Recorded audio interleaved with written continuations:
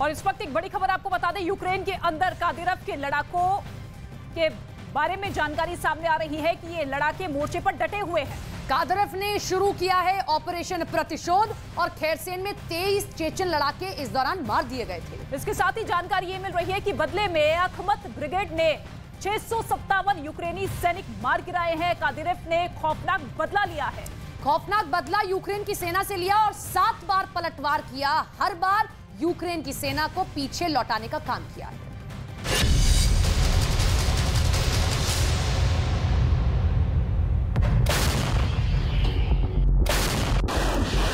Поздравляем нашего президента с днем рождения! कादिरव ने शुरू किया ऑपरेशन प्रतिशोध।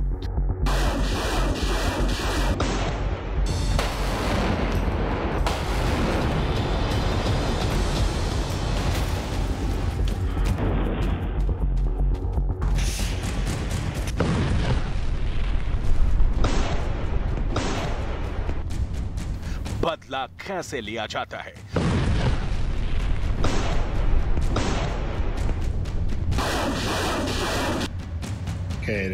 Кто им помогает? Америка что? दुश्मन पर हावी कैसे हुआ जाता है? आगे बढ़ रहे दुश्मन के पांव कैसे उखाड़े जाते हैं?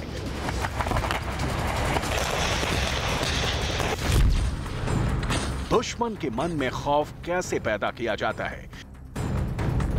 ये सब चेचन्या के दुर्दांत कमांडर कादिरव को बहुत अच्छी तरह से पता है।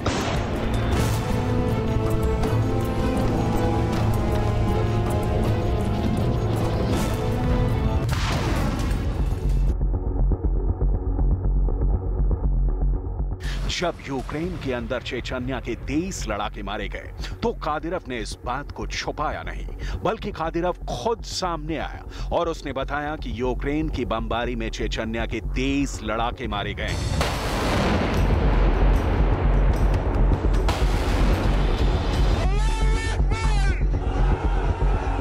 कादिरव अगर चाहता तो खामोश हो जाता, अगर कादिरव चाहता तो इस घटना को छुपा सकता था।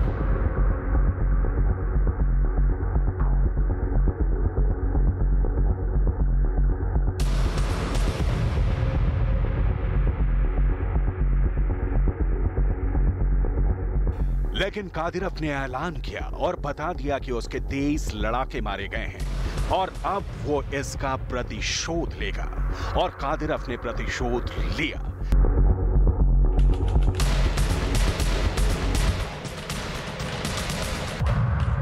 तेईस के बदले कादिरव ने मार दिए 657। जी बिल्कुल सही सुना, 23 के बदले 657।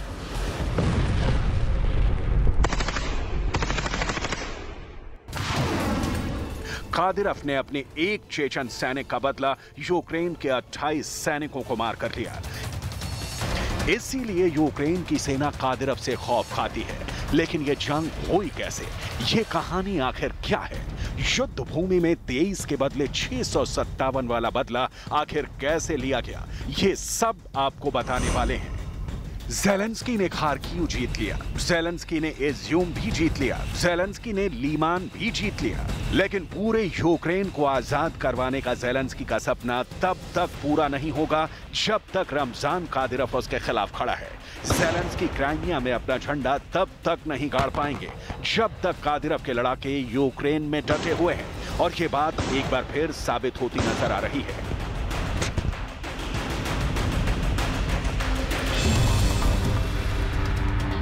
पिछले 3 दिनों में कादिरव के लड़ाकों ने यूक्रेन के अंदर जो कोहराम मचाया है, उससे ऐसा लग रहा है जैसे कादिरव फिर युद्ध पलट देगा। पुतिन के बाद अगर कोई ज़ेलेंस्की का दुश्मन नंबर 2 है तो वो है रमजान कादिरव।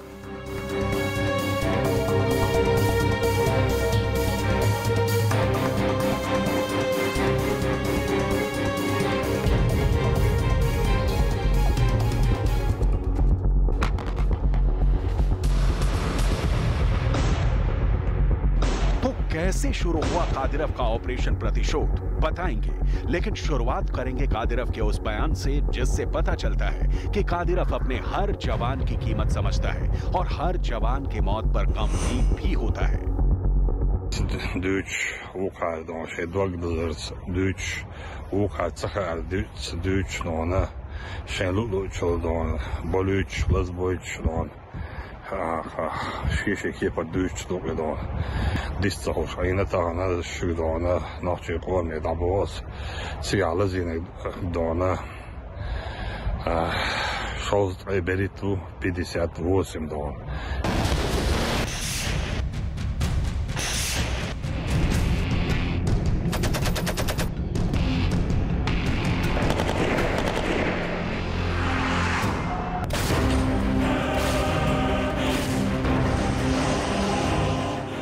कादिरव ने बताया कि खेरसॉन के इलाके में चेचन लड़ाकों पर यूक्रेन के सैनिकों ने तोपों के गोले बरसाए।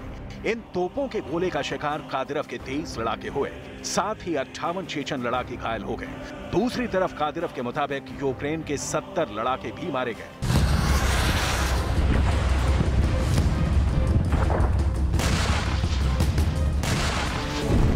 इसके अलावा कादिरव ने एक और वादा भी किया है। कादिरव ने यह भी कहा है कि मारे गए हर चेचन लड़ाके के परिवार को स्टेट की तरफ से मक्का मदीना के तीर्थ की यात्रा करवाई जाएगी। लेकिन कादिरव ने इसी वक्त यूक्रेन की सेना से भयंकर प्रतिशोध लेने का फैसला भी ले लिया था। यूरेशिया डेली न्यूज वेबसाइट के मुताबिक यूक्रेन के अंदर माइकोलाइव में 25 अक्टूबर से 27 अक्टूबर के बीच कादिरव ने ऑपरेशन प्रतिशोध चलाया। कादिरव की आर्मी ने 3 दिन के अंदर 657 यूक्रेन के सैनिकों को मार दिया। यानी हर दिन कादिरव की आर्मी ने इस इलाके में 219 यूक्रेनी सैनिकों को खत्म किया। इसके बाद कादिरव को यह खबर पहुंचाई गई कि खेरसॉन का बदला ले लिया गया है। इस खबर से उत्साहित होकर कादिरव ने यह बयान दिया कि 25 से 27 अक्टूबर तक यूक्रेन के 657 सैनिक मार दिए गए और 300 घायल हो गए हैं।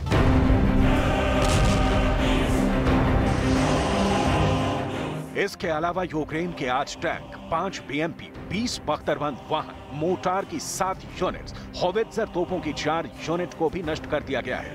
रूस के अंदर रशिया टुडे जैसे न्यूज चैनलों पर भी कादिरव के कसीदे पढ़े जा रहे हैं। लेकिन ऐसा नहीं कि ज़ेलेंस्की पलटवार नहीं कर रहे हैं। खेरसॉन के इलाके में कादिरव की आर्मी के ठिकानों पर लगातार ताबड़तोड़ हमले किए जा रहे हैं, लेकिन कादिरव के लड़ाके अभी डटे हुए हैं।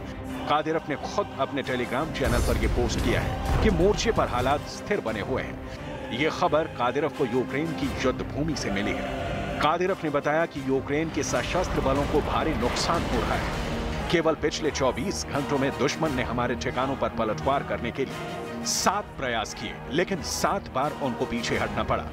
यूक्रेन के सैनिक अपने क्षतिग्रस्त उपकरण युद्ध भूमि में छोड़कर भाग गए हैं और वो अपने साथियों की लाशों को छोड़कर पीछे हट गए। पिछले 24 घंटे में यूक्रेन के 150 सैनिकों को मार गिराया गया है।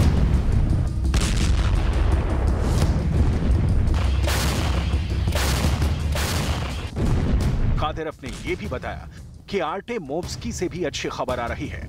खेरसॉन के कई दूसरे सेक्टर से भी रूस के लिए अच्छी खबरें आ रही हैं।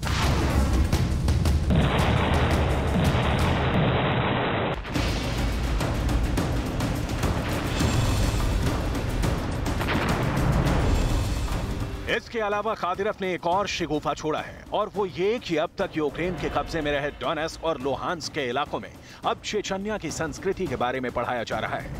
कादिरव अपने समर्थकों के अंदर गर्व की भावना भरकर उनको युद्ध के लिए तैयार करने की मुहिम में लगातार जुटा हुआ है। इसके अलावा पुतिन ने कूटनीति के मोर्चे पर भी नेटो की नींव उड़ा दी है। रूस के रक्षा मंत्रालय ने बताया है कि यूक्रेन के साथ हुए खाद्य निर्यात समझौते को तोड़ दिया है, क्योंकि काला सागर के अंदर रूस के बेड़े पर हमला किया गया था। В 4:20 утра киевским режимом проведена террористическая атака на корабли Черноморского флота и гражданские суда, находившиеся на внешнем и внутреннем рейдах пункта базирования Севастополь. В атаке были задействованы 9 беспилотных летательных аппаратов и 7 автономных морских беспилотных аппаратов. सवाल यह है कि क्या वाकई में रूस के बेड़े पर यूक्रेन ने हमला किया है या फिर रूस ने जानबूझकर अनाज संकट पैदा करने के लिए ऐसा किया है। क्योंकि सर्दियां आने वाली हैं और पहले से ही महंगाई से जूझ रहे ब्रिटेन और दूसरे यूरोप के देशों के लिए खाद्य संकट भी पैदा हो सकता है। ज़ेलेंस्की ने काला सागर पर यूक्रेन की तरफ से किए गए किसी भी हमले के आरोपों को गलत बताया। І прозвучала доволі передбачувана заява про те, що вони остаточно зривають експортну зернову ініціативу. Насправді це не сьогоднішнє їхнє рішення. Росія почала свідомо загострювати продовольчу кризу ще у вересні, тоді, коли заблокувала рух суден з нашим продовольством. Від вересня і по сьогодні у зерновому коридорі накопичувалось вже 176 суден, які не можуть пройти за своїм маршрутом. Деякі зерновози очікують вже понад 3 тижні. Це абсолютно свідома блокада Росії, це абсолютно прозорий намір Росії повернути загрозу масштабного голоду для Африки, для Азії.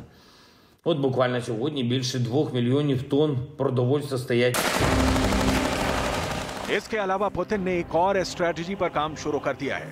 रूस ने यूक्रेन के अंदर 60,000 किलोमीटर से ज्यादा की इंटरनेट लाइन को नष्ट कर दिया है।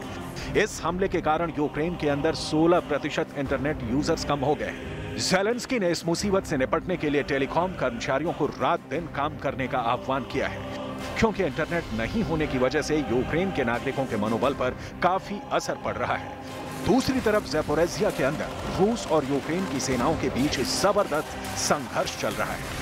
रूस की आर्मी ड्रोन की मदद ज्यादा ले रही है। इसके अलावा रूस की आर्मी यूक्रेन पर मोर्टार हमलों को अंजाम दे रही है।